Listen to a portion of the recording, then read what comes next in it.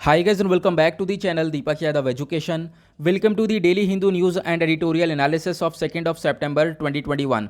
तो गाइज आज है तारीख 2 सितंबर 2021 और है थर्सडे। देखेंगे आज का the Hindu complete newspaper. The Hindu complete newspaper को एनालाइज करेंगे, बट लेक्चर में आगे बढ़ने से पहले अगर आप लोगों को ये कंप्लीट न्यूज़पेपर का पीडीएफ चाहिए तो क्या करना है, सबसे पहले डाउनलोड करना है टेलीग्राम और फिर जाकर सर्च बॉक्स में टाइप करना है दीपक यादव एजुकेशन।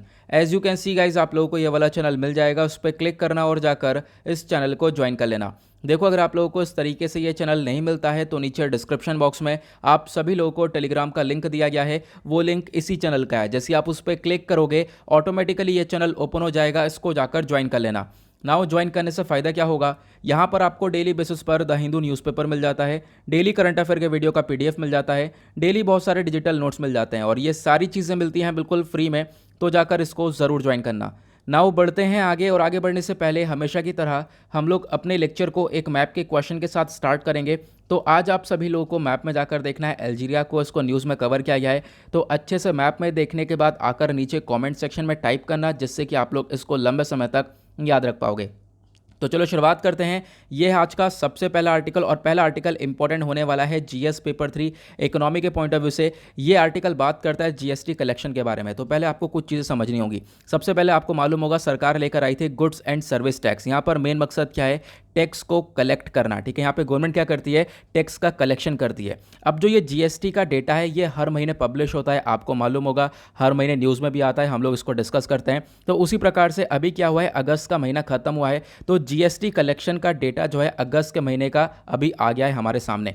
बोला यह गया कि अगस्त के महीने का जो जीएसटी कलेक्शन है वो थोड़ा सा डाउन हो गया है as compare to the July month. अब ये क्या मुद्दा है, तो यहाँ पर आप लोग समझो बहुत ही ज़्यादा आसान शब्दों में, अगस्त के महीने का जो जीएसटी कलेक्शन है वो है 1.12 लाख करोड़। ठीक है, उसके बाद यहाँ पर जो जुलाई के महीने का जीएसटी कलेक्शन था वो था 1.16 लाख करोड़। ओके, ऑब्वियस सी बात है जुलाई के महीने का जो जीएसटी कलेक्शन का था वो थोड़ा सा ज़्यादा था, अगस्त के महीने का थोड़ा सा कम हो चुका है, ऐसा यहाँ पे बोला गया है। लेकिन फिर भी कोई वरी वाली सिचुएशन नहीं है, हमारी फिनेंस मिनिस्टर इन चीज़ों के अंदर भी काफ़ी हद तक ग्रोथ देख रही हैं। अब यहाँ पर ग्रोथ क्यों देखा जा रहा है, बोला ये जा रहा है आज के टाइम पर जो हमारी इकोनॉमी है वो काफ़ी तेज़ी से चल रही है और बहुत सारे इकोनॉमिस्ट का एस्टिमेशन है कि आने वाले टाइम पर हम लोग काफ़ी तेज़ी से रिकवर करेंगे हमारी इकोनॉमी के पर्सपेक्टिव में। ओके, उसी के साथ अगर हम लोग इस चीज़ को कंपेयर करें अपने पिछले साल से तो काफ़ी हद तक ग्रो हो चुका है अब की बार। मतलब क्या है, तो अब की बार क्या है, देखो साल 2021 है, साल 2021 के अगस्त के महीने का आप जीएसटी कलेक्शन देखोगे तो 1.12 लाख करोड़ के आसपास देखने को मिलेगा। लेकिन इसी को कंपेयर करोगे आप पिछले साल से, पिछले साल तो बहुत बुरी हालत थी कोविड की वजह से, ठीक है, लॉकडाउन्स की वजह से, बिजनेसेस सारे बंद थे, उन सब चीज़ों की वजह से जीएसटी कलेक्शन हो ही नहीं पा रहा था। लेकिन अभी यहाँ पर 1 लाख करोड़ क्रॉस कर रहा है, ये काफ़ी यहाँ पर एक तरीके से आप कह सकते हो रिलीफ वाली बात है हमारी इकोनॉमी के लिए। और इसी चीज़ से हमें पता ये चलता है कि आने वाले टाइम पर हमारी इकोनॉमी और तेज़ी से बूस्टअप होने वाली है और तेज़ गति से आगे बढ़ने वाली है। ओके, तो यह है कंप्लीट आर्टिकल। आई होप आप लोगों को एक एक चीज़ें इसमें क्लियर हो गई होंगी। नाउ बढ़ते हैं अगले आर्टिकल की तरफ। यहाँ पे आप लोग एक पिक्चर देख पा रहे होंगे, काफ़ी इंपॉर्टेंट है। यहाँ पर ये आप देख पाओगे, ये पोबीतोरा वाइल्ड लाइफ सेंचुरी की पिक्चर है, ये आसाम के अंदर आपको देखने को मिलेगी। और इस वाइल्ड लाइफ सेंचुरी में बाढ़ आ चुकी है। अब बाढ़ आ चुकी है तो जो फॉरेस्ट गार्ड है वो कैसे दस्तक मारेंगे, तो वो कैसे दस्तक मारेंगे, तो यहाँ पर बोट्स के थ्रू वो लोग यहाँ पर दस्तक मार रहे हैं। आप देख सकते हो इतनी बुरी सिचुएशन है बाढ़ की वहाँ पर। ओके, नाउ अब यहाँ पर क्या है, न्यूज़ में पोबीतोरा वाइल्ड लाइफ सेंचुरी आ चुकी है तो इसको भी हम लोग डिस्कस कर लेते हैं। जैसे कि कोई भी वाइल्ड लाइफ सेंचुरी है, नेशनल पार्क है, ये सभी चीज़ डिस्कस करनी बहुत ज़्यादा इंपॉर्टेंट होती है, क्योंकि जो प्रीवियस ईयर के प्रीलिम्स के क्वेश्चन पेपर हैं उसमें आप लोग देखोगे तो बहुत ज़्यादा क्वेश्चंस बने हैं इन सब चीज़ों से लेकर, यहाँ पर नेशनल पार्क से लेकर, वाइल्ड लाइफ सेंचुरी से लेकर, एनिमल से लेकर। तो यहाँ पर इन चीज़ों के ऊपर बहुत ज़्यादा फोकस करना पड़ेगा। ये आर्टिकल आपका एनवायरमेंट के पर्सपेक्टिव से इंपॉर्टेंट होगा, जीएस पेपर 3 के अंदर आपका एनवायरमेंट सेक्शन आता है। ठीक है, अब यहाँ पर देखो बात करी गई है पोबीतोरा वाइल्ड लाइफ सेंचुरी की, जहाँ पर ये बाढ़ देखने को मिल रही है, जिस वाइल्ड लाइफ सेंचुरी का आप लोग सामने अपना पिक्चर देख पा रहे हो। पोबीतोरा वाइल्ड लाइफ सेंचुरी के अंदर सबसे ज़्यादा 1 हॉर्न राइनोज पाए जाते हैं, मतलब कि ऐसे गैंडे जिनकी एक सींग होती है। तो दुनिया भर में सबसे ज़्यादा राइनोज वहाँ पर पाए जाते हैं। उसके बाद यहाँ पर जो काजीरंगा नेशनल पार्क है वहाँ पर भी बहुत ज़्यादा इसी प्रकार के जो 1 हॉर्न राइनोज हैं वो पाए जाते हैं। उसके बाद जो ये पोबीतोरा वाइल्ड लाइफ सेंचुरी है इसको हम लोग मिनी काजीरंगा भी बोलते हैं, बहुत सारी रिपोर्ट्स बोलती हैं कि हाँ ये मिनी काजीरंगा है। ओके, उसके बाद इस वाइल्ड लाइफ सेंचुरी के अंदर बहुत सारे 1 हॉर्न राइनोज तो हैं ही, उनके साथ बहुत सारे मैमल्स भी हैं, जैसे कि लेपर्ड हो गया, ठीक है, leopard cat, fishing cat, jungle cat, buffalo, और वाइल्ड पिग्स, ये सारे जानवर भी यहाँ पर पाए जाते हैं। लगभग 72% जो पोबितोरा वाइल्ड लाइफ सेंचुरी का है वो एक तरीके से कंसिस्ट करता है वेट सवाना से, ठीक है, ये आपको ध्यान रखना है, ऐसा यहाँ पर बताया गया है। उसका बाद जो ये बाकी इसकी जो रिमेनिंग पार्ट बच जाता है ना, वो सब वाटर बॉडीज से कवर किया जाता है, मतलब वो सब वाटर बॉडीज से कवर है इस पूरे के पूरे वाइल्ड लाइफ सेंचुरी का। यहाँ पर वाटर हेसिंथ काफ़ी ज़्यादा देखने को मिलता है। वाटर हेसिंथ क्या होता है मैं भी आपको दिखाऊंगा। क्या होता है, पानी के ऊपर ना एक थिक मैट सी जम जाती है, ठीक है, वो मैं भी आपको दिखाऊंगा, आपको समझ में आएगा। उसके बाद आसाम के अंदर आपको जो है 5 नेशनल पार्क्स देखने को मिल जाएंगे। एक है Dibru Saikhowa national park, Kaziranga national park, Manas national park, Nameri national park और राजीव गांधी ओरंग नेशनल पार्क। ये कुछ नेशनल पार्क्स हैं, तो आपको इनके बारे में भी ध्यान रखना है। अब मैं आपको कुछ पिक्चर्स दिखाता हूँ।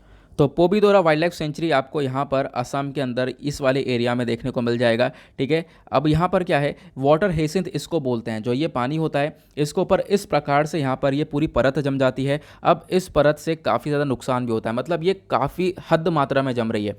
तो इसका एक सोल्यूशन निकाला गया है। सोल्यूशन क्या है कि इससे बनाई जाती है ये मैट, ठीक है, मैट बनाई जाती है और मैट का काफ़ी तरीके से इस्तेमाल किया जा सकता है, तो आपको इसके बारे में ध्यान रखना है। ओके, नाउ आगे बढ़ते हैं।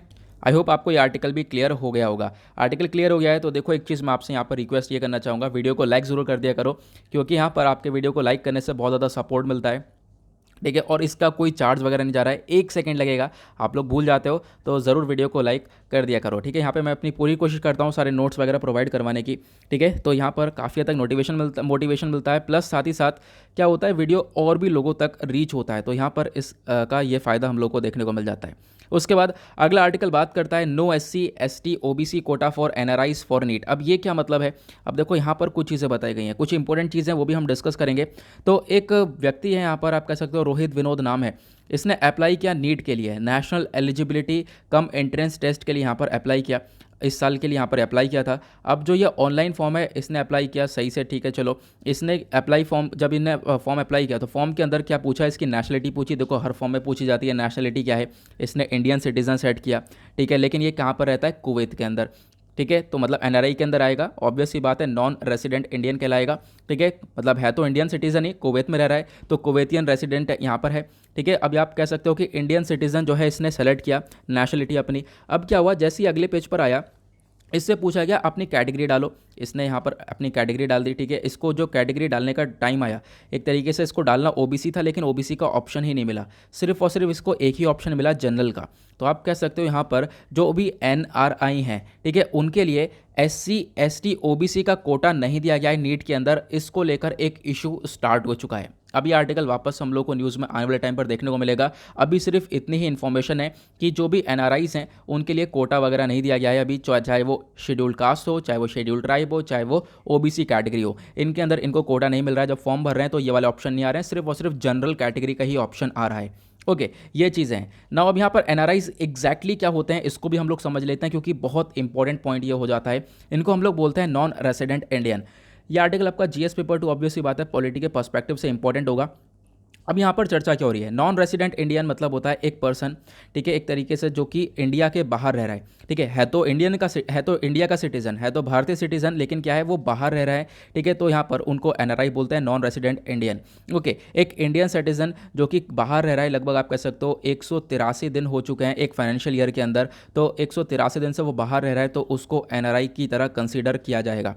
ओके, और NRI के पास सारे वोटिंग राइट्स भी होता है, आपको मालूम होगा, वोट वगैरह वो लोग डाल सकते हैं, प्लस उसके बाद यहाँ पर वो लोग जो इनकम टैक्स रिटर्न होता है उसको पे फाइल ये सब कुछ कर सकते हैं अपनी इंडियन इनकम के ऊपर, ये भी आपको मालूम होगा, ठीक है। उसके बाद यहाँ पर इनको सारे जो है फैसिलिटीज़ वगैरह जो इंडियन मिल रही है वो सब मिलती है, लेकिन यहाँ पर एक मुद्दा ये आता है, देखो ये बहुत इंपॉर्टेंट पॉइंट है, जो नॉन रेसिडेंट इंडियन होते हैं अगर ये चाहते हैं, देखो अभी इसका एग्जाम्पल ले लें, जो ये व्यक्ति है जो न्यूज़ में है, ठीक है, ये कुवैत का है, ठीक है, मतलब कुवैत में रह रहा है, ठीक है। अब क्या है, कुवैत में रह रहा है, ये चाहता है अगर कुवैत की सिटीजनशिप लेना, बिल्कुल सिटीजनशिप ले सकता है, लेकिन इसको इधर से इंडियन सिटीजनशिप को गिव अप करना पड़ेगा, इंडियन सिटीजनशिप को छोड़ना पड़ेगा, क्योंकि जो हमारा भारत है, आपको मालूम होगा हमारे भारत संविधान के अंदर क्या लिखा है, डुअल सिटीजनशिप अलाउ नहीं है, हमारे यहाँ सिंगल सिटीजनशिप है, आपको एक ही जगह की सिटीजनशिप लेनी पड़ेगी।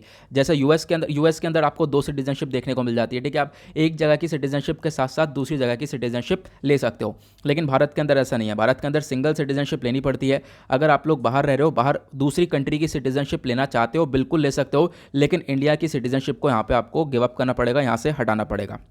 ओके, ये अब आप लोगों को ध्यान रखना है, ये एनआरआई की कुछ चीज़ें हैं जो कि बहुत इंपॉर्टेंट होती हैं। देन उसके बाद बात करते हैं अगले आर्टिकल की। तो यहाँ पे एक छोटा सा आर्टिकल है, पिछले कुछ दिनों काफ़ी ज़्यादा चर्चा में था। मैं आपको सिर्फ और सिर्फ एक ओवरव्यू दूंगा, ज़्यादा यहाँ पर कुछ नहीं है। नए इनकम टैक्स रूल्स को नोटिफाई किया गया है। अभी कुछ दिन पहले काफ़ी ज़्यादा चर्चा में था कि जो हमारा प्रोविडेंट फंड होता है, ठीक है, एक तरीके से एम्प्लॉयमेंट प्रोविडेंट फंड की जो इनकम होती है वहाँ पर एक तरीके से टैक्स वगैरह काटेगी सरकार, ऐसा यहाँ पर कह रही है। मान लो कोई प्रोविडेंट फंड है, ठीक है, प्रोविडेंट फंड की इनकम है, किसी एम्प्लॉय के पास एम्प्लॉय का अकाउंट है, अब यहाँ पर उसमें पैसा है। अगर मान लो उसके पास जो पैसा है 2.5 लाख ईयर अगर कंट्रीब्यूशन देखने को मिलेगा, 2.5 लाख से ज़्यादा का यहाँ पर अमाउंट देखने को मिलेगा साल के अंदर, तो उसके ऊपर जो इंटरेस्ट पे मिलता है उसमें से थोड़ा जो पैसा है वो सरकार काटने वाली है एज अ टैक्स। तो यहाँ ये इसके ऊपर फोकस किया गया है क्योंकि सरकार को पैसा चाहिए यहाँ पर। अब वो पैसा यहाँ से भी जनरेट किया जाएगा। अगर किसी के यहाँ पर जो प्रोविडेंट फंड है उसके अंदर साल के अंदर 2.5 लाख से ज़्यादा अमाउंट है तो वहाँ से भी कुछ ना कुछ अमाउंट डिडक्ट किया जाएगा, ऐसे यहाँ पे गवर्नमेंट ने बोला है, ठीक है। और ये सारी चीज़ें आपको पता चल गया होगा, बजट के अंदर ही बताई गई थी। मैंने बजट का पूरा एनालिसिस किया था, ठीक है, जो बजट आया था तो उसका मैंने पूरा एनालिसिस किया था, वहाँ पे भी हम लोग ने इसके बारे में डिस्कशन किया था। जो छोटा सा आर्टिकल है, ज़्यादा इतना कुछ इंपॉर्टेंट नहीं है। हाँ, ऑब्वियसली बात है, आने वाले टाइम पर डिटेलिंग आएगी तो हम लोग भी डिस्कस करते रहेंगे। अब यहाँ पर एक आर्टिकल पेज नंबर 1 पर ये भी आता है, ठीक है, बहुत सारे आज इंपॉर्टेंट आर्टिकल है, बहुत सारे इंपॉर्टेंट आर्टिकल। अभी आगे भी देखोगे तो और भी बहुत सारी इंपॉर्टेंट इन्फॉर्मेशन है जो कि हमारे एग्जाम के लिए काफ़ी इंपॉर्टेंट है, तो ध्यान से सुनते चलना। उसके बाद इस आर्टिकल में बात हुई है ब्रेक थ्रू इन्फेक्शन को लेकर। एक रिपोर्ट आई है जहाँ पे पता ये चला है ब्रेक थ्रू इन्फेक्शंस हम लोगों को देखने को मिले हैं और ब्रेक थ्रू इन्फेक्शन के जो नंबर्स हैं वो एक्सपेक्टेड लाइंस पर हैं, ठीक है, मतलब कि जितने नंबर्स हैं ब्रेक थ्रू इन्फेक्शन के वो लगातार जारी हैं। अब यहाँ पर क्वेश्चन ये उठता है सबसे पहला, ये ब्रेक थ्रू इन्फेक्शन एग्जैक्टली होता क्या है, पहले हम लोग इसको समझेंगे, ये बहुत इंपॉर्टेंट हो जाता है। तो ये आर्टिकल आपका जीएस पेपर 2 हेल्थ के पॉइंट ऑफ व्यू से इंपॉर्टेंट हो जाएगा। अब यहाँ पे ब्रेक थ्रू इन्फेक्शन के अंदर क्या होता है, देखो बहुत सारे केसेस हम लोगों ने कोविड-19 के देखे हैं। अब क्या है, कोविड-19 बहुत सारे लोगों को हुआ, लोगों ने वैक्सीनेशन लिया, लोग वैक्सीनेट हो गए। अब मान लो लोगों ने दोनों डोजेस लिया, वैक्सीनेशन के फर्स्ट और सेकंड डोज लग रहा है, ठीक है, ये व्यक्ति है। अब इस व्यक्ति ने क्या करा, दोनों डोज ले लिए, लेकिन दोनों डोज लेने के बाद भी ये पॉजिटिव आया, ठीक है, तो यहाँ पर इसको बोलते हैं हम लोग ब्रेक थ्रू इन्फेक्शन। अब ब्रेक थ्रू का मतलब क्या है कि ये जो इन्फेक्शन है ना कोविड-19 का, इसने जो वायरस का डिफेंस वाला सिस्टम था इसको भी यहाँ पर ब्रेक कर दिया है, इसको भी यहाँ पर तोड़ दिया है।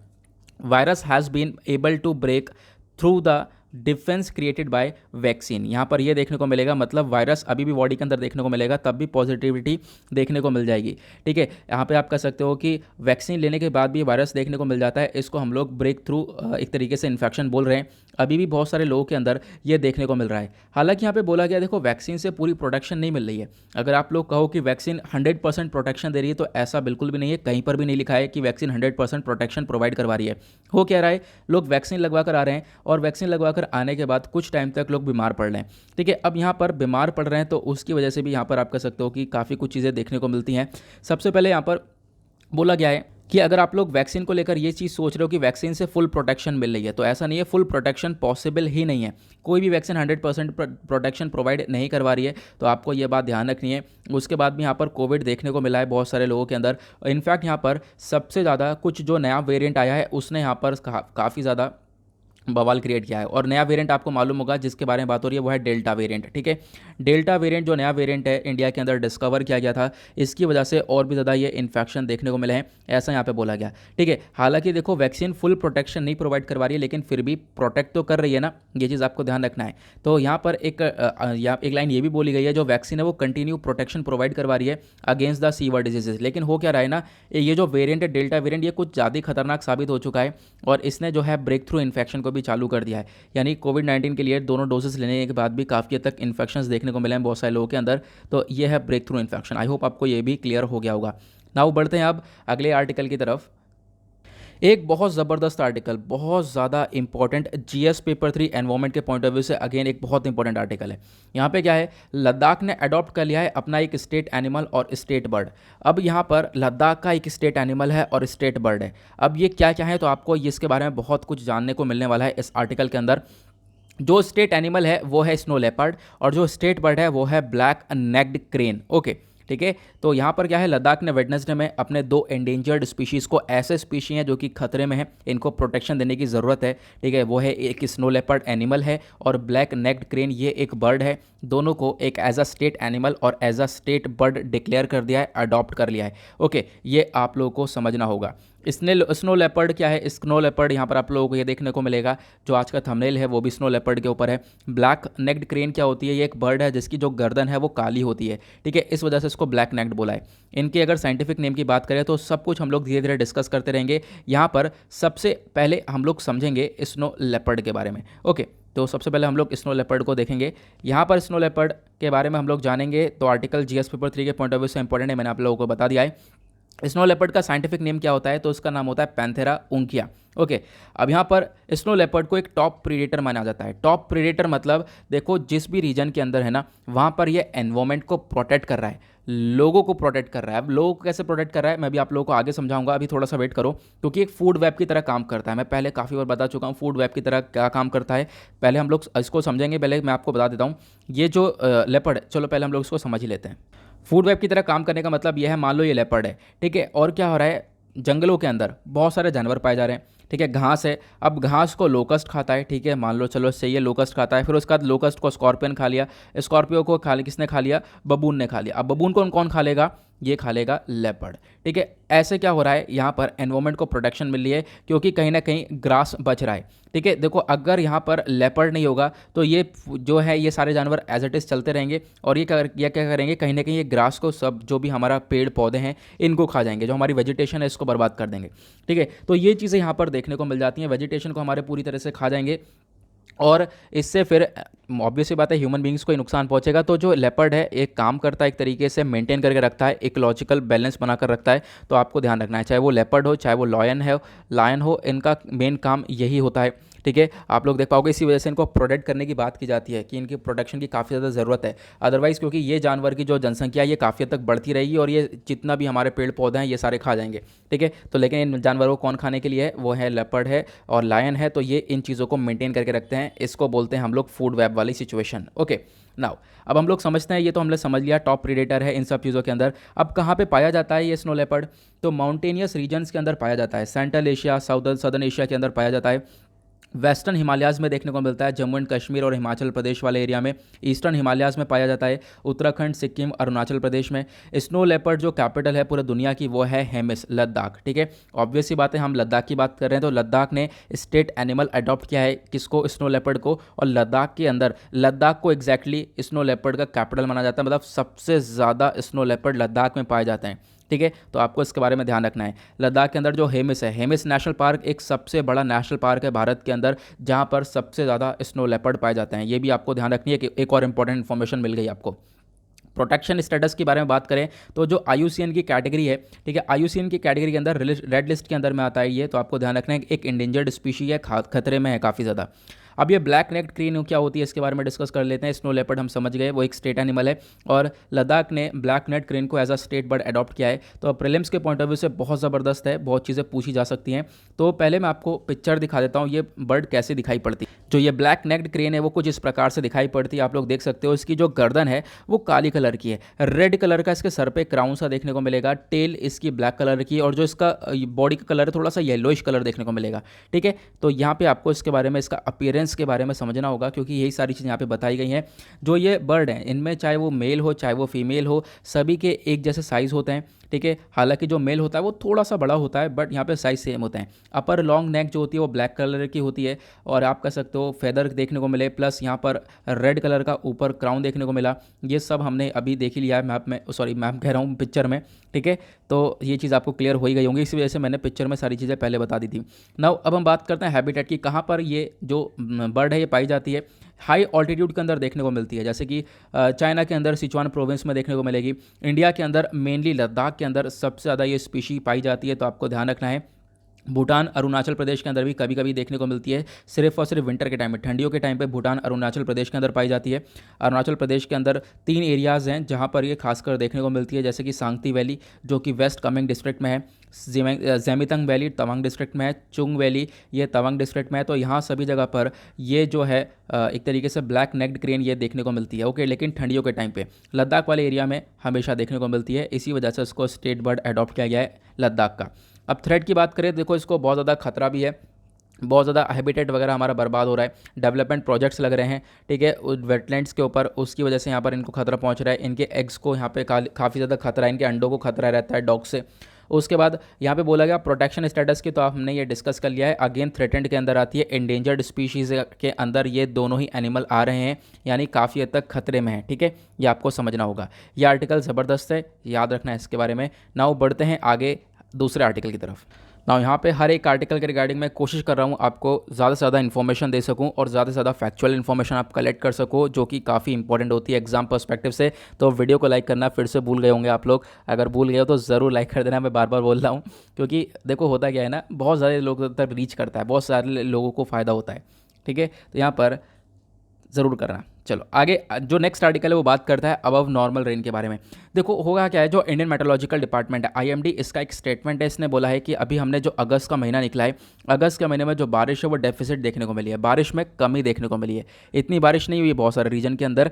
और बोला गया अब आज के टाइम पर सितंबर में अनुमान ये लगाया जा रहा है कि जो रेनफॉल है वो नॉर्मल से थोड़ी सी ज़्यादा होने वाली है, जो कि काफ़ी रीजन्स के लिए बहुत फ़ायदेमंद होगी, ऐसा यहाँ पर आईएमडी का अनुमान है। ठीक है, लगभग 24% तक कमी देखने को मिली हमें अगस्त के मानसून वाले एरिया के अंदर। ठीक है, मानसून सीजन के अंदर इतनी बारिश हुई नहीं जितनी हम लोगों ने सोची थी। नाउ अब जो ये सितंबर वाला महीना आ रहा है, यहाँ पर आईएमडी ने फोरकास्ट पहले ही कर लिया है, यहाँ पर एक तरीके से अंदाज़ा लगा दिया है कि नॉर्मल जो रेनफॉल है उससे भी ज़्यादा आप कह सकते हो 101% से भी ज़्यादा थोड़ी सी ये रेनफॉल यहाँ पर होने वाली है। और इससे ये जो रेनफॉल सरप्लस होगा, इससे सदर्न साइड में बहुत ज़्यादा फ़ायदा होगा। ठीक है, खेती बाड़ी में भी बहुत ज़्यादा फ़ायदा होगा, ऐसा यहाँ पे बोला गया है, क्योंकि अभी इतनी ज़्यादा कमी देखने को मिली है कि बहुत ज़्यादा कमी हो चुकी थी उस एरिया के अंदर। ना अभी यहाँ पर काफ़ी हद तक फ़ायदा हो सकता है, ऐसा यहाँ पर इंडियन मेट्रोलॉजिकल डिपार्टमेंट का स्टेटमेंट है। उससे पहले यहाँ पर बोला कि देखो अगस्त के अंदर जो ये बारिश के अंदर कमी आई है उसके पीछे का रीज़न है नेगेटिव डायपोल। ठीक है, अब ये नेगेटिव डायपोल क्या होता है, तो इंडियन ओशन के अंदर आप कह सकते हो कि एक वेस्टर्न वाला एरिया आपको देखने को मिल जाएगा। ठीक है, उसके बाद एक ईस्टर्न वाला एरिया देखने को मिल जाएगा। तो यहाँ पर क्या है, जो इंडियन ओशन डायपोल है, इसका मतलब जो आपका इंडियन ओशन का ईस्टर्न वाला साइज़ है, ईस्टर्न वाला साइड है वो गर्म हो चुका है, और जो एक तरीके से इंडियन कोस्ट हैं वो ठंडे हो चुके हैं। ये तो पानी गर्म हो चुका है, जो कोस्टल एरियाज़ हैं, तट वाले एरियाज़, वो ठंडे पड़ चुके हैं। इससे क्या होता है, जब ये प्रोसेसिंग चालू हो जाती है, जब ये सिचुएशन बन जाती है, तो इससे क्या होता है, ये मानसून के लिए काफ़ी ज़्यादा आप कह सकते हो हेल्पफुल नहीं होते हैं, और इसी की वजह से मानसून के अंदर अब की बार हमें कमी भी देखने को मिली है। ओके, ना उसके बाद अगला आर्टिकल भी बहुत ज़्यादा इंपॉर्टेंट होने वाला है। GS paper 3 defence and security के पर्सपेक्टिव से यहाँ पे चर्चा हो रही है high honour for naval aviation को लेकर। अब जो हमारे प्रेसिडेंट हैं रामनाथ कोविंद जी, एक तरीके से ये अवार्ड देने वाले हैं। अवार्ड का नाम है प्रेसिडेंट कलर्स। ठीक है, मतलब ये प्रेसिडेंट कलर का ये एक अवार्ड होता है, यहाँ पर एक निशान होता है जिसको हम लोग एम्बलम बोलते हैं, ये दिया जाता है ऑफिसर्स को। तो प्रेसिडेंट कलर अवार्ड दिया जाने वाला है आईएनएस हंसा में। ठीक है, जो कि गोवा के अंदर देखने को मिलता है। अब हम लोग एक एक चीज़ को समझेंगे। जो हमारे प्रेसिडेंट है रामनाथ कोविंद जी, ये अवार्ड देंगे किसको, पहली बार अवार्ड कौन सा होगा, प्रेसिडेंट कलर होगा। किसको देंगे, इंडियन नेशनल एविएशन को देंगे। ये कब देंगे, तो एक सेरिमोनियल परेड होगी, कहाँ पर, आईएनएस हंसा में ये परेड होने वाली है। कब होगी परेड, 6 सितंबर में होगी, अभी आने वाले टाइम है। ठीक है, तब यहाँ पर ये अवार्ड दिया जाएगा। और ये जो अवार्ड है ना, प्रेसिडेंट कलर अवार्ड, एक हाईएस्ट ऑनर अवार्ड होता है। यहाँ पर एक निशान होता है, एक एम्बलम होता है, वो दिया जाता है ऑफिसर्स को। ठीक है, जो भी रिकग्निशन मिलिट्री यूनिट होता है उनको दिया जाता है, और वो अपने लेफ्ट हैंड पर इसको लगाते हैं, ये आप लोगों को समझना होगा। ठीक है, उसके बाद हमने डिस्कस किया अभी आईएनएस हंसा में ये एक परेड होने वाली है। अब आईएनएस हंसा क्या है, इसके बारे में डिस्कशन होगा, इंपॉर्टेंट है। आईएनएस हंसा एक इंडियन नेवल एयर स्टेशन है। ठीक है, Indian naval air station, INS का मतलब क्या है, इंडियन नेवल शिप नहीं है, इंडियन नेवल एयर स्टेशन इसका नाम है। और आप कह सकते हो कि ये कहाँ पे लोकेटेड है, गोवा के अंदर, जो दाबोली में है वहाँ पर देखने को मिलेगा। इसको कमीशन किया गया सितंबर 1961 में, और ये सर्व करता है इंडिया का one of the largest airbase ये माना जाता है। तो आपको इसके बारे में ध्यान रखना है, गोवा के अंदर है। उसके बाद जो नेवल एविएशन है, ये एक तरीके से कब से स्टार्ट हुआ था, आप कह सकते हो कि ये लगभग जनवरी 13, 1951 से यहाँ पर स्टार्ट हो चुका था, जब यहाँ पर एक इंडियन नेवल स्टेशन गरुड़ आया। ठीक है, उसके बाद फर्स्ट नेवल एयर स्टेशन था। तो आपको ध्यान रखना, जो पहला हमारे पास नेवल एयर स्टेशन था वो था आईएनएस गरुड़। ठीक है, उसके बाद और भी हमारे पास नेवल स्टेशंस आए, उसके बाद हमने एयरक्राफ्ट्स लेने चालू करे, और लगभग आज के टाइम पर हमारे पास 250 से ज़्यादा एयरक्राफ्ट्स हैं। उसके बाद एयरक्राफ्ट करियर है हमारे पास 2-3, तो यहाँ पे आपको समझना होगा। ठीक है, तो ये सारी चीज़ें बताई गई हैं, तो आपको इसके बारे में छोटी सी चीज़ें जो कि आप लोग एक आइडिया रख सकते हो। आगे बढ़ेंगे अगले आर्टिकल की तरफ। अगला आर्टिकल आपको यहाँ पर ये वाला देखने को मिलेगा। अगेन इंपॉर्टेंट आर्टिकल है, GS paper 3, again defence and security के पर्सपेक्टिव से चर्चा हो रही है। 200 आर्मी पर्सनल जो है जपड एक्सरसाइज के अंदर पार्टिसिपेट करने वाले हैं।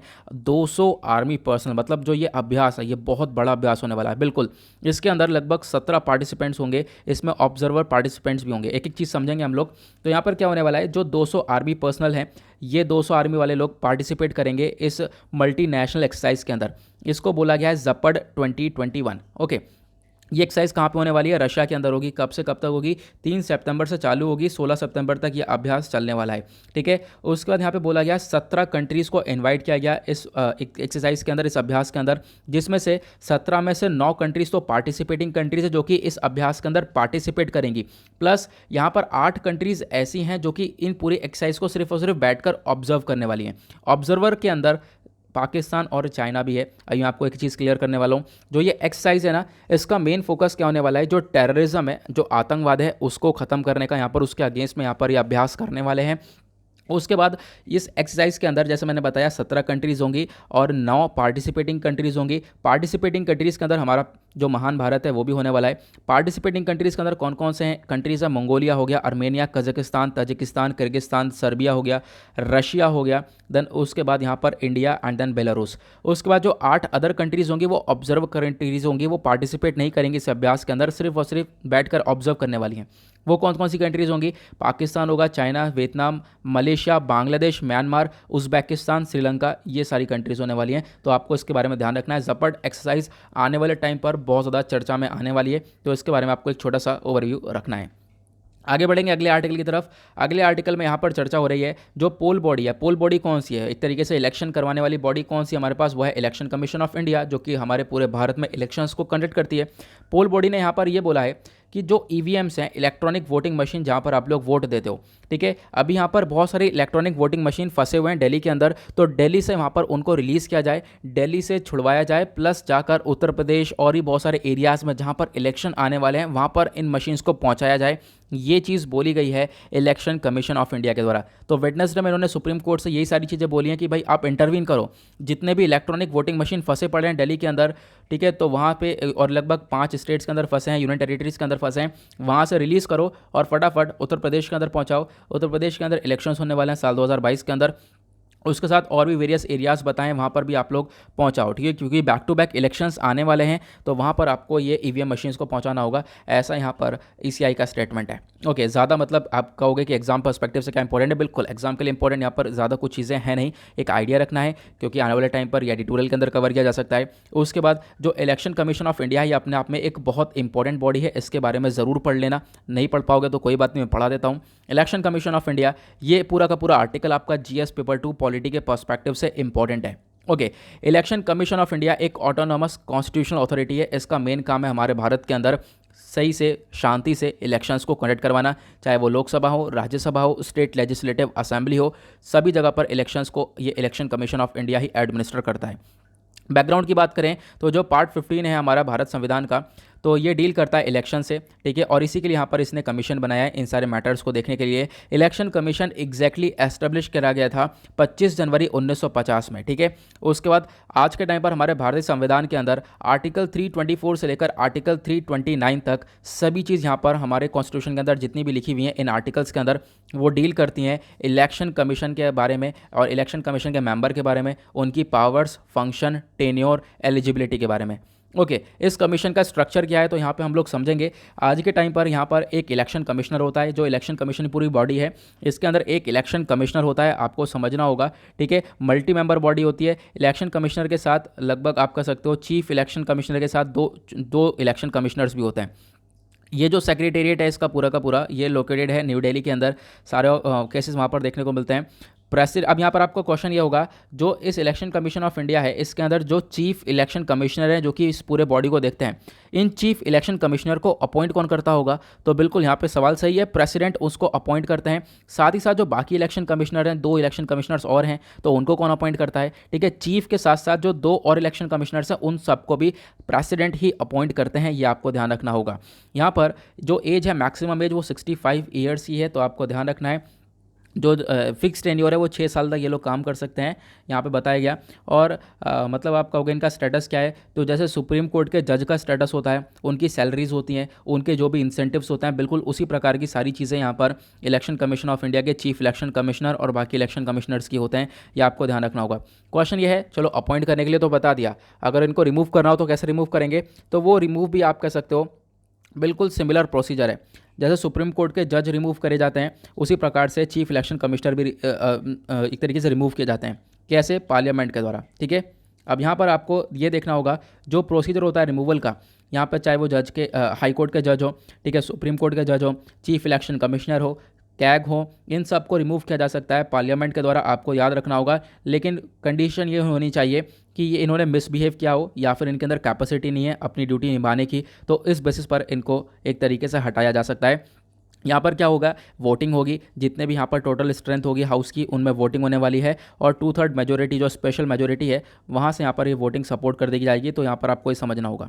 उसके बाद अब क्या है, ये जो कॉन्स्टिट्यूशन है इसके अंदर इम्पीचमेंट का इस्तेमाल नहीं किया गया है। देखो यहाँ पे पहले बहुत ये चीज़ें देखने को मिलती हैं। मान लो यहाँ पर बोला गया कि जो ये एक तरीके से इलेक्शन कमीशन ऑफ इंडिया के चीफ इलेक्शन कमिश्नर है, इनको रिमूव करना है, तो इम्पीचमेंट कहा जाएगा उसे। इम्पीचमेंट नहीं बोला जाता है। इम्पीचमेंट वर्ड सिर्फ और सिर्फ किसके लिए इस्तेमाल किया जाता है, जब हम प्रेसिडेंट को रिमूव करते हैं। तो ये आप लोगों को ध्यान रखना है। ये कुछ इंपॉर्टेंट चीज़ें हैं जो कि एग्जाम पर्सपेक्टिव से बहुत ज़बरदस्त होने वाली है, प्लस पॉलिटी में भी आप लोग ये पढ़ने वाले हो। आगे बढ़ेंगे अगले आर्टिकल की तरफ। ना यहाँ पर एक छोटा सा आर्टिकल है, इलाहाबाद हाई कोर्ट ने डिक्लेयर कर दिया है कि जो काव है वो एक नेशनल एनिमल होना चाहिए। ठीक है, ऐसा यहाँ पर बोला गया है इलाहाबाद हाई कोर्ट के द्वारा। ठीक है, तो आपको ध्यान रखना है, इलाहाबाद हाई कोर्ट बोलता है कि काव को एक नेशनल एनिमल डिक्लेयर कर देना चाहिए, प्लस गौ रक्षक को हम लोग को आगे प्रमोट करना चाहिए, काव को प्रोटेक्शन देनी चाहिए। क्योंकि एक केस आया है दिल्ली हाई कोर्ट के अंदर जहाँ पर एक व्यक्ति है जावेद, ठीक है, जो संभल से बिलोंग करता है, इसने यहाँ पर क्या करा, एक तरीके से काऊ को स्टील किया, स्लॉटरिंग करने की कोशिश की है और स्लॉटरिंग करी है। देन उसके बाद आप कह सकते हो यहाँ पर इलाहाबाद हाई कोर्ट ने ये सारी चीज़ें देखने के बाद ये यहाँ पर बोला है कि काऊ को तो आप क्या करो, एक नेशनल एनिमल डिक्लेयर कर दो। साथ ही साथ काऊ प्रोटेक्शन का जो ये रोल है, ये सभी इस चीज़ को फिर निभाते हुए नजर आएंगे। उसके बाद एक आर्टिकल आपको ये देखने को मिलेगा, ये भी ज़बरदस्त आर्टिकल है, चर्चा करता है जो असम का जो वेटलैंड है वो आज के टाइम पर रिस्क पर है। ठीक है, और ये कब तक है, जब तक आप डंपिंग को रोक नहीं सकते, वहाँ पे जो गार्बेज है उसको रोक नहीं सकते। ये स्टेटमेंट दिया गया है एक्टिविस्ट के द्वारा। एक एक चीज़ समझने वाले हैं। यह आर्टिकल पिछले दिनों पहले ही यहाँ पर कुछ दिन पहले ही काफ़ी ज़्यादा चर्चा में था। आपने याद होगा, आपको मैंने डीपर बिल के बारे में पढ़ाया था, ठीक है, इकोनॉमिक सेंसिटिव जोन के बारे में पढ़ाया था, तो वही सारी चीज़ें यहाँ पर कवर की गई हैं। अभी हम लोगों ने देखा है जो ग्रीन एक्टिविस्ट हैं आसाम के अंदर, ठीक है, ग्रीन एक्टिविस्ट हैं आसाम के अंदर, उनका कहना यह है कि जो एनवायरमेंट मिनिस्ट्री है उन्होंने हाल ही में एक नोटिफिकेशन दिया है। नोटिफिकेशन में ये बोला जो deeper bill wild life sanctuary है इसको इकोनॉमिक सेंसिटिव जोन डिक्लेयर कर दिया गया है, इको सेंसिटिव जोन डिक्लेयर कर दिया गया है। अब इको सेंसिटिव जोन क्या होता है मैं भी आपको आगे बताऊंगा। तो deeper bill wild life sanctuary को अभी हाल ही में इको सेंसिटिव जोन डिक्लेयर किया गया। अब क्या है, यहाँ पर जो ग्रीन एक्टिविस्ट हैं ये बोल रहे हैं इसका पूरा का पूरा जो भी आप कह सकते हो मतलब है वो मीनिंगलेस है। यहाँ पे कुछ समझ में नहीं आ रहा, क्योंकि यहाँ पे गार्बेज इतना पड़ा है कि पूछो मत। जब तक आप लोग इस कूड़े को रोकना चालू नहीं करोगे, इस गार्बेज को ख़त्म नहीं करोगे, इस डंपिंग को एंड नहीं करोगे, तब तक यहाँ पर कोई भी इको सेंसिटिव जोन या फिर कोई भी प्रोटेक्शन देना बेकार है। आपको पहला काम यही करना पड़ेगा, यहाँ से कूड़ा हटाना पड़ेगा। ओके, अब हम लोग समझते हैं एक एक चीज़ को। सबसे पहले आपको समझना होगा ये डीपर बिल क्या है। ये आर्टिकल भी जीएस पेपर 3 एनवायरमेंट के पर्सपेक्टिव से इंपॉर्टेंट है। जो डीपर बिल है इसकी लोकेशन आपको कहाँ पे देखने को मिलेगी, वाइल्ड लाइफ सेंचुरी आपको गुवाहाटी के अंदर देखने को मिलेगा, आसाम के अंदर। ओके, फीचर क्या क्या है, तो एक वन ऑफ द लार्जेस्ट और इंपॉर्टेंट वेटलैंड है ये।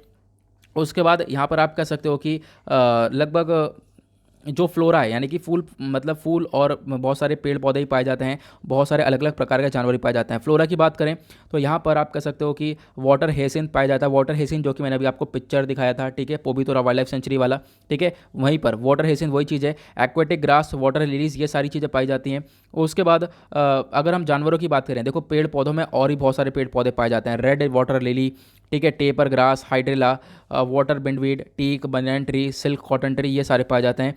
उसके बाद जानवरों की बात करें, बहुत सारी बर्ड्स वहाँ पर देखने को मिलेंगी, साइबेरियन क्रेन्स भी पाई जाती हैं, ठीक है। उसके बाद यहाँ पर बोला है बहुत सारी एंडेंजर्ड स्पीशीज़ भी देखने को मिलती हैं। बहुत सारे जानवर ऐसे हैं जिनकी प्रजातियाँ काफ़ी हद तक खतरे में हैं।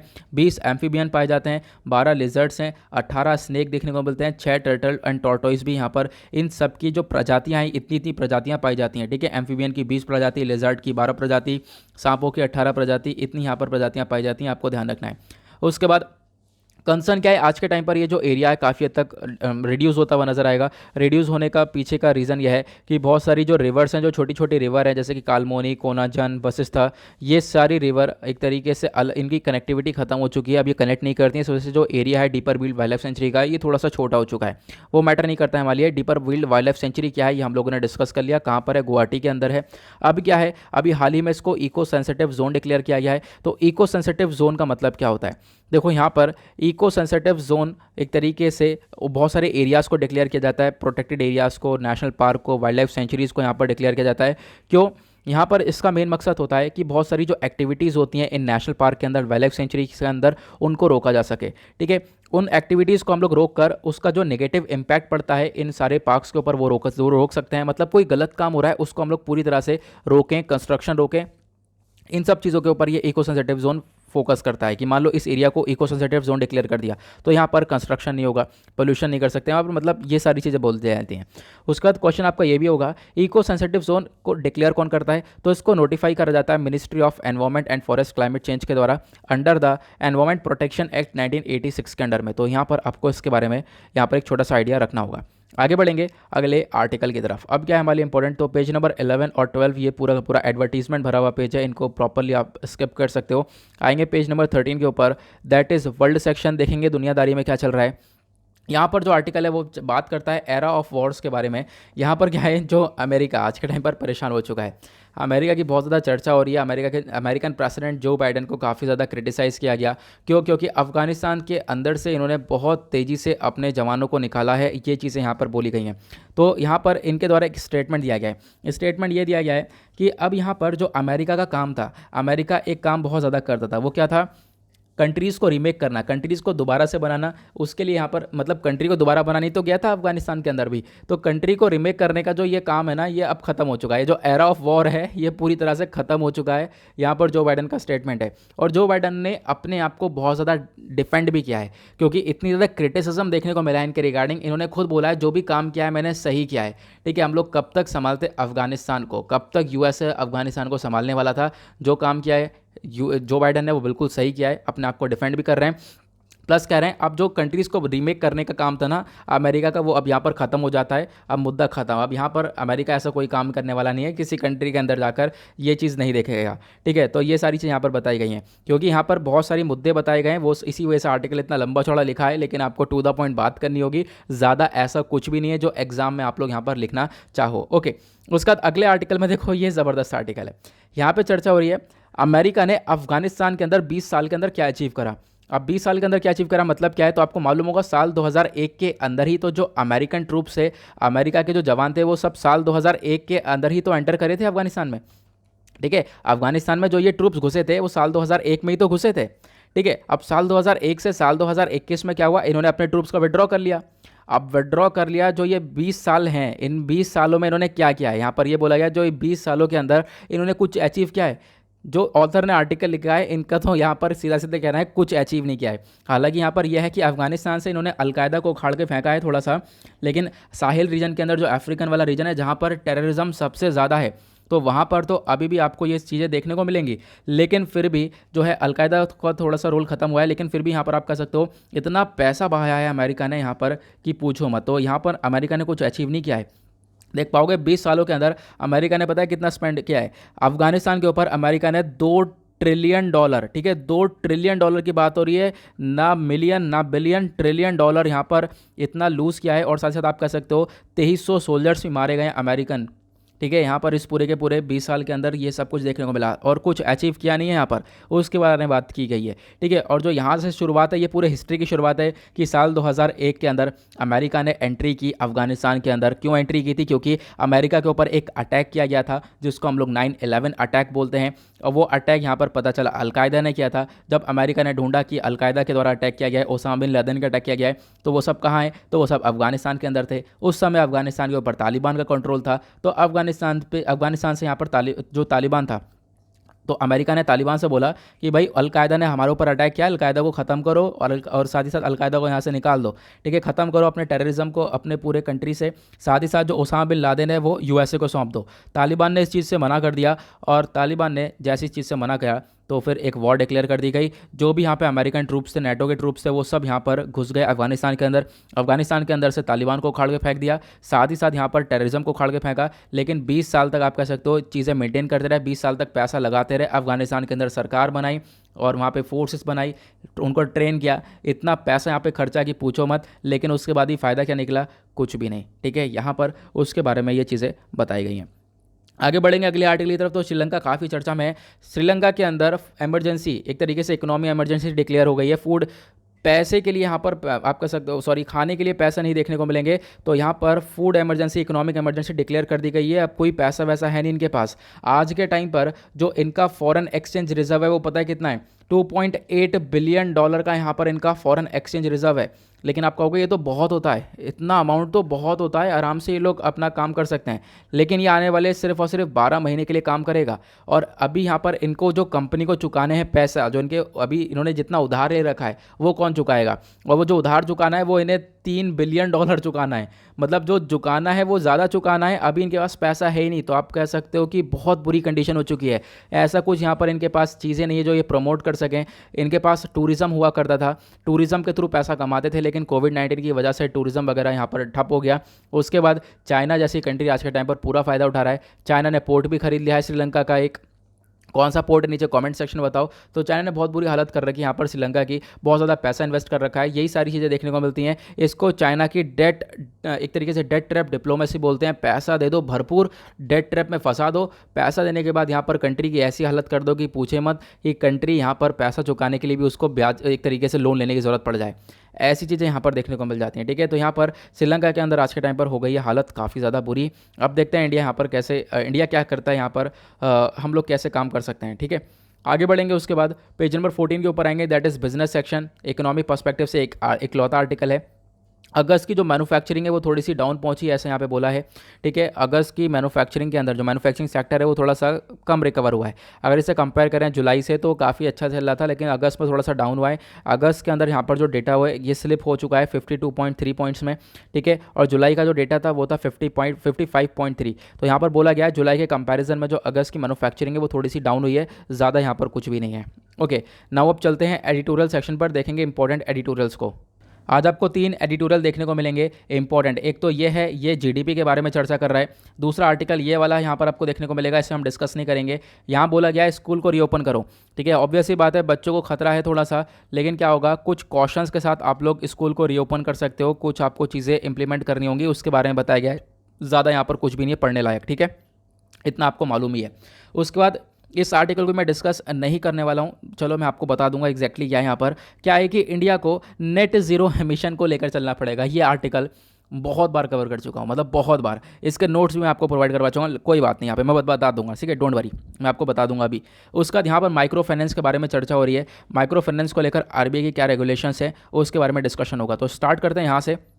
जो ये पहला आर्टिकल है ये बात करता है जीडीपी के बारे में। आपको मालूम होगा कल मैंने एक डेटा बताया था, बहुत ही शॉर्ट फॉर्म में मैं आपको समझाने वाला हूँ। आर्टिकल में ज़्यादा कुछ नहीं है। ठीक है, जो एग्जैक्ट बात है वो हमें समझनी है, बाकी सारा उठा के फेंकना है।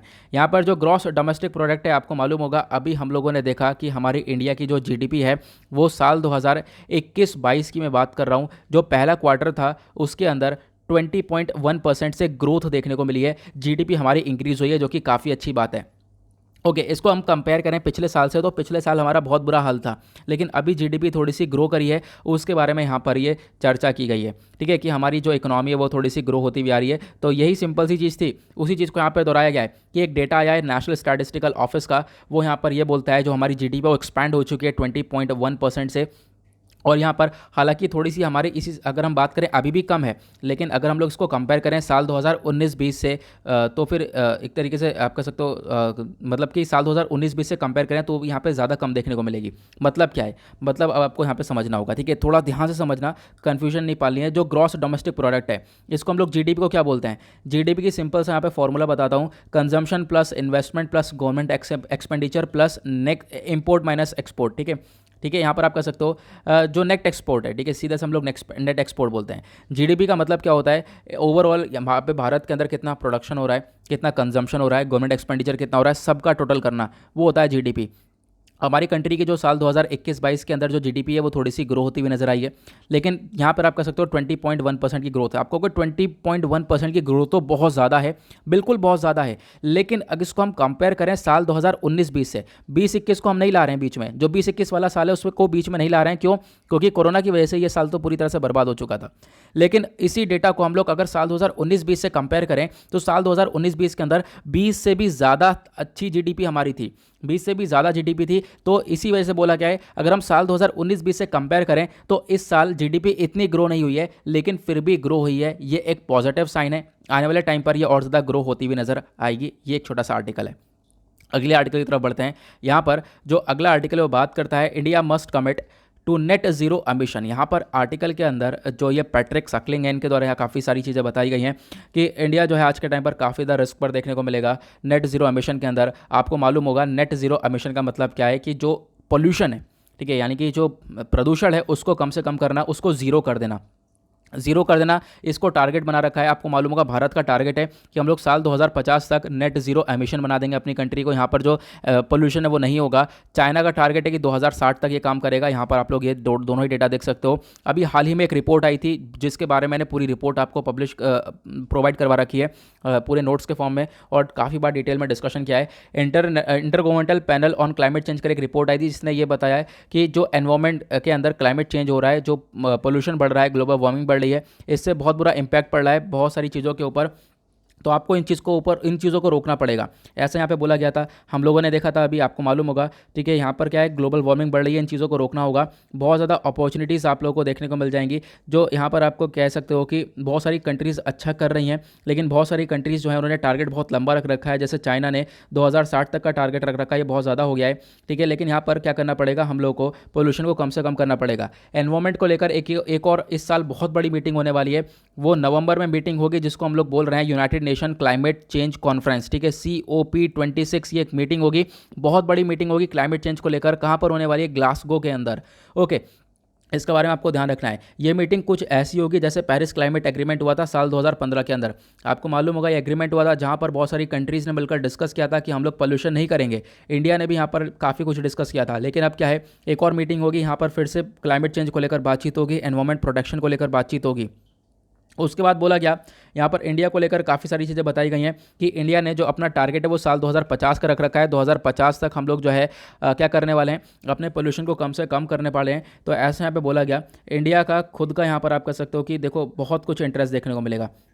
यहाँ पर बोला गया है इंडिया को बहुत सारा इंटरेस्ट, मतलब क्लाइमेट चेंज को रोकने के लिए इंडिया का खुद का इंटरेस्ट क्या है। इंडिया आज के टाइम पर बहुत सारे हार्मफुल इम्पैक्ट एक तरीके से झेलता हुआ आ रहा है। चाहे अगर हम बात करें क्लाइमेट चेंज की वजह से ग्लेशियर लेवल पिघल रहे हैं, अगर यहाँ पे गर्मी बढ़ रही है तो पहाड़ पिघल रहे हैं, बर्फीले पहाड़ पिघल रहे हैं। इनसे क्या हो रहा है, जो समुद्र का स्तर है वो बढ़ता हुआ नजर आ रहा है, कि गर्मी बढ़ती हुई नजर आ रही है, पानी सूख रहा है। तो ये सब क्लाइमेट चेंज देखने को मिल रहे हैं, ये सब नेचुरल डिजास्टर्स देखने को मिल रहे हैं। तो इंडिया का बहुत बड़ा इंटरेस्ट है इन चीज़ों को टैकल करने के लिए, क्योंकि इंडिया को बहुत सारे हार्मफुल इम्पैक्ट झेलने को मिल रहे हैं। इस वजह से इंडिया का एक टारगेट ये देखने को मिल जाएगा कि हम लोग 2050 तक इस चीज़ को टैकल करेंगे।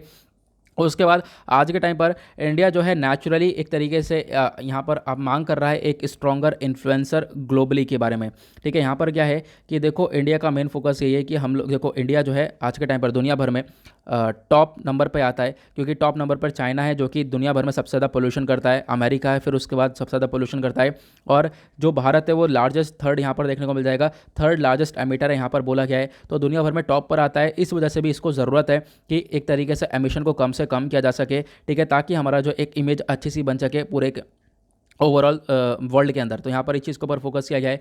उसके बाद जो ग्लोबल इकोनॉमी है टू नेट ज़ीरो, यहाँ पर ये बोला गया एक तरीके से ये एक बहुत बड़ी अपॉर्चुनिटी होने वाली है। देखो जिस प्रकार से हम लोग नेट ज़ीरो एमिशन की तरफ बढ़ेंगे, ठीक है, यह होगा क्या, पोल्यूशन को कम से कम करेंगे, नेट ज़ीरो एमिशन की तरफ बढ़ेंगे, तो हमारी इकोनॉमी भी जनरेट होती हुई नजर आएगी। एनर्जी सेक्टर हमारा अकेला जनरेट होता हुआ नजर आएगा। अंदाज़ा लगाया गया है अगर आप पोल्यूशन कम करोगे यहाँ पर, तो इससे क्या होगा, आने वाले टाइम पर आपकी इकोनॉमी सेक्टर भी ग्रो होता हुआ नजर आएगा। ये सारी चीज़ें यहाँ पर बताई गई हैं। आई होप आपको ये क्लियर हो गया होगा। तो ये पूरा का पूरा वही क्लाइमेट चेंज को लेकर चर्चा है कि क्लाइमेट चेंज के ऊपर आपको फोकस करना पड़ेगा अभी से ही। ज़्यादा से ज़्यादा रिन्यूएबल एनर्जी का इस्तेमाल करो, सोलर एनर्जी का इस्तेमाल करो, विंड एनर्जी का इस्तेमाल करो। यहाँ पर आप लोग देख पाओगे उसके बारे में चर्चा हो रही है। इससे क्या होगा, आप लोग जो है पोल्यूशन कम से कम कर पाओगे। इससे हम लोग को फ़ायदा मिलेगा, आने वाले टाइम पर और ज़्यादा फ़ायदा देखने को मिलेगा। प्लस जो है एनवायरमेंट हमारा क्लीन होगा। इससे बहुत सारी चीज़ें यहाँ पर हेल्थ जो है लोगों की वो इंप्रूव होती हुई नजर आएगी। बहुत सारे लोगों की आज के टाइम पर डेथ हो रही है इन पोल्यूशन की वजह से, वो बहुत कम हो जाएगी। ये सारी चीज़ें हम लोग को देखने को मिल सकती हैं, तो इन चीज़ों के ऊपर फोकस करना पड़ेगा। साल 2050 तक यहाँ पर ये काम हो जाए, तो ये एक तरीके से आशा करते हैं जो राइटर हैं कि यहाँ पर ये प्रॉपरली फॉलो किया जाएगा और 2050 तक नेट जीरो एमिशन की तरफ हम लोग प्रॉपरली आगे बढ़ पाएंगे। ओके, नाउ आगे बढ़ते हैं अगले आर्टिकल की तरफ। जो अगला आर्टिकल है आज का लास्ट एडिटोरियल, वो चर्चा करता है माइक्रो फाइनेंस इंस्टीट्यूशन के बारे में। आरबीआई के कुछ रिसेंटली यहाँ पर कुछ रेगुलेशंस लाए गए थे, उसके बारे में जून 2021 के अंदर ये रेगुलेशंस लाए गए थे। तो यहाँ पर क्या क्या है सब कुछ समझेंगे। आरबीआई का कुछ प्रोपोजल है माइक्रो फाइनेंस इंस्टीट्यूशन को लेकर। माइक्रो फाइनेंस इंस्टीट्यूशन क्या होते हैं सब कुछ बताऊंगा। यह आर्टिकल आपका जीएस पेपर 3 इकोनॉमी के पॉइंट ऑफ व्यू से इंपॉर्टेंट होने वाला है। वहाँ पे आपको टॉपिक्स देखने को मिलेंगे, वहाँ से आप रिलेट कर सकते हो। रिसेंटली हुआ क्या है, जो रिजर्व बैंक ऑफ इंडिया है उसने यहाँ पर एक तरीके से जो इंटरेस्ट रेट था माइक्रो फाइनेंस इंस्टीट्यूशन का, उसको यहाँ पर एक तरीके से वहाँ पे कैप लगा दी, एक लिमिट सेट कर दी 50% की। वो सब क्या है आगे हम लोग समझने वाले हैं। सबसे पहले आपको समझना होगा माइक्रो फाइनेंस इंस्टीट्यूशंस कौन से होते हैं। माइक्रो फाइनेंस इंस्टीट्यूशन ऐसे इंस्टीट्यूशन होते हैं जो कि आपको लोन प्रोवाइड करवाते हैं। मान लो कोई व्यक्ति है, हाउस होल्ड वाला व्यक्ति है, तो उसको लोन चाहिए, ठीक है। अब वो बैंक के पास गया, अगर वो बैंक के पास जाएगा लोन लेने, तो उसके पास एक कोलेटरल सिक्योरिटी होनी चाहिए। कोलेटरल सिक्योरिटी मतलब यहाँ पर कि उसके पास कुछ ऐसी चीज़ होनी चाहिए वो गिरवी रख सके, उसके पास कुछ ज़मीन हो या कोई भी चीज़ हो, जेवर हो, कि वो गिरवी रखकर लोन ले सके, ठीक है। कोलेटरल सिक्योरिटी होनी चाहिए। तो यहाँ पर बैंक जो है इस चीज़ को अप्लाई, बहुत सारी ऐसी होती है ना, बैंक फैसिलिटी नहीं देता है लोन की, ठीक है। बैंक के बाद वो दूसरी जगह पर जाते हैं, जो नॉन बैंकिंग फाइनेंशियल इंस्टीट्यूशंस होते हैं एनबीएफसीज, उनके पास जाते हैं। तो जब बैंक लोन नहीं दे पाता, ठीक है, एनबीएफसी लोन नहीं दे पाता, तो वो व्यक्ति कहाँ पे जाता है, माइक्रो फाइनेंस इंस्टीट्यूशन के पास। तो माइक्रो फाइनेंस इंस्टीट्यूशन वो लोन प्रोवाइड करवाता है। आपको ध्यान रखना है, नाम से क्या समझ में आ रहा है, माइक्रो। माइक्रो मतलब सबसे छोटा फाइनेंशियल इंस्टीट्यूशन है। सबसे छोटा है तो ऑब्वियस सी बात है ये अमाउंट भी कम ही प्रोवाइड करवा पाएगा। तो लोन जो है बहुत कम लेवल का ये प्रोवाइड करवा पाता है, इस वजह से इसको माइक्रो फाइनेंस इंस्टीट्यूशन बोला गया है, ठीक है। तो आपको ध्यान देना है, आरबीआई ने सजेस्ट किए बहुत सारे, आप कह सकते हो रेगुलेशन यहाँ पर दिए हैं। जो माइक्रो फाइनेंस लोन होता है, मान लो कोई भी व्यक्ति है माइक्रो फाइनेंस लोन लेने जाएगा, तो ये कोलेटरल फ्री है, यहाँ पे आपको कोई भी गिरवी नहीं रखनी होगी चीज़ें। सबसे पहला फ़ायदा ये है, तो लोग बैंक की बजाय यहाँ पर चले जाएंगे। तो माइक्रो फाइनेंस लोन के अंदर क्या है, ये कोलेटरल फ्री लोन है, यहाँ पर आपको कुछ भी चीज़ गिरवी नहीं रखनी है। जो भी हाउस होल्ड है, ठीक है, जिनकी हाउस होल्ड इनकम है, सालाना यहाँ पर इनकम बोली गई है 1,25,000 से 2 लाख रुपए तक है, रूरल और अर्बन सेमी एरियाज़ के अंदर, वो लोग यहाँ पर एलिजिबल है, जाकर लोन ले सकते हैं, कोलेटरल फ्री लोन ले सकते हैं। उसके बाद यहाँ पर क्या होगा, मतलब हाउस होल्ड का मतलब यह है, हाउस होल्ड मतलब यहाँ पे बताया जो ग्रुप ऑफ पर्सन, बहुत सारे लोग हैं आपस में रह रहे हैं वो लोग, ठीक है, एक कॉमन सा किचन है, तो वो लोग लोन जाकर ले सकते हैं। थोड़ा बहुत यहाँ पर छोटा मोटा अगर स्टार्टअप चालू करना चाहते हैं, बिजनेस चालू करना चाहते हैं, तो उसके लिए यहाँ पर ये लोन ले सकते हैं। ओके, उसको देखते हुए आरबीआई ने जो एक तरीके से आप कह सकते हो रीपेमेंट होती है, रीपेमेंट इस लोन के रीपेमेंट के ऊपर जो इंटरेस्ट है आप कह सकते हो वो सेट कर रखा है मैक्सिमम 50% तक, ऐसा यहाँ पे बोला है। उसके बाद जो नॉन बैंकिंग फाइनेंशियल कंपनी यानी कि जो ये माइक्रो फाइनेंशियल इंस्टीट्यूशन है, माइक्रो फाइनेंशियल इंस्टीट्यूशन क्या होते हैं, सबसे छोटे इंस्टीट्यूशन, जो कि मैंने भी आप लोगों को बताया है। यहाँ पर एक ट्रांसपेरेंसी रखी जाएगी, ट्रांसपेरेंसी को इंश्योर किया जाएगा, ये बोला है आरबीआई ने। उसके बाद यहाँ पर बोला कोई भी एक इंटरेस्ट रेट है वो यहाँ पर एक तरीके से कोई भी हाई लेवल का यहाँ पर कोई भी फिक्स नहीं किया जा रहा है। उसके बाद कोई भी कोलेटरल यहाँ पर अलाउ नहीं किया जाएगा, कोलेटरल नहीं दिया जाना है, मतलब जो सिक्योरिटी गिरवी वगैरह चीज़ें रखी जाती हैं वो गिरवी नहीं रखी जाएंगी। उसके बाद यहाँ पर जो एक तरीके से बोला गया जो रीपेमेंट होती है, यानी कि मान लो कोई बोरोवर है, ठीक है, बोरोवर को पैसा वापस से रीपे करना है, ऑब्वियस सी बात है, तो वो रीपे कर सकता है अपनी चॉइस के हिसाब से, वीकली यानी सप्ताह में रीपे करना चाहता है तो कर सकता है, ठीक है, या फिर 2 सप्ताह 3 सप्ताह में रीपे करना चाहते हो कर सकता है, ठीक है, मंथली इंस्टॉलमेंट में रीपे करना चाहता है तो कर सकता है, अपनी चॉइस के हिसाब से कर सकता है। तो आपको ध्यान रखना है ये जो माइक्रो फाइनेंस इंस्टीट्यूशन है इनके सिग्निफिकेंस क्या है। देखो बहुत इंपॉर्टेंट स्टेप है, अगर आप लोगों को यहाँ पर जो छोटे मोटे सेक्टर को ग्रो करना है तो इसके लिए बहुत ज़्यादा इंपॉर्टेंट सेक्टर है। यहाँ पर ये क्या करते हैं, छोटे मोटे सेक्टर को यहाँ पर बैंक इतनी अच्छे से लोन प्रोवाइड करवा नहीं पाता है, तो ये लोग जाकर माइक्रो फाइनेंस इंस्टीट्यूशन से लोन ले सकते हैं, ठीक है। तो ये कहीं ना कहीं फाइनेंस को हमारे इकोनॉमी के अंदर लाने का काम करता है माइक्रो फाइनेंशियल इंस्टीट्यूशन। तो आपको इसके बारे में ध्यान रखना है, ये कुछ इंपॉर्टेंट चीज़ें हैं, अलग अलग चीज़ों के थ्रू यहाँ पे लोन मिल जाते हैं, तो ऐसा यहाँ पे बताया गया है। तो उसके बारे में एक छोटी सी इन्फॉर्मेशन है, ठीक है। आई होप आपको ये क्लियर हो गई होगी। यही मैंने आपको बताया था कि जो एनुअल हाउस होल्ड इनकम वाले लोग हैं, ठीक है, 1 लाख से 25,000 से लेकर 2 लाख तक यहाँ पर वो जाकर लोन ले सकते हैं यहाँ से। ये सारी चीज़ें मैंने अभी आप लोगों को बताई, और जो ये लोन है वो कोलेटरल फ्री होने वाला है, उसके बारे में यहाँ पर ये चर्चा हुई है। आई होप आपको क्लियर हो गया होगा माइक्रो फाइनेंस इंस्टीट्यूशन क्या होते हैं, आरबीआई की क्या रेगुलेशंस हैं, ये आपको क्लियर हो गया होगा कि जिनकी भी हाउस होल्ड इनकम 1,25,000 से 2 लाख रुपए, वो कोलेटरल फ्री लोन ले सकते हैं। अगर कोई स्टार्टअप वगैरह चालू करना है वो स्टार्टअप कर सकते हैं, ठीक है, ऐसा यहाँ पर बोला गया। नाउ अब इसी के साथ करने लेक्चर को समाप्त, और ज़्यादा यहाँ पर कुछ भी देखने को मिलेगा नहीं। इंपॉर्टेंट जितनी भी इंपॉर्टेंट चीज़ें थी वो सब हमने यहाँ पर डिस्कस कर ली हैं, और मिलते हैं आप लोगों से नेक्स्ट वीडियो में। आज के लिए bye bye, have a nice day, thank you and Jai Hind.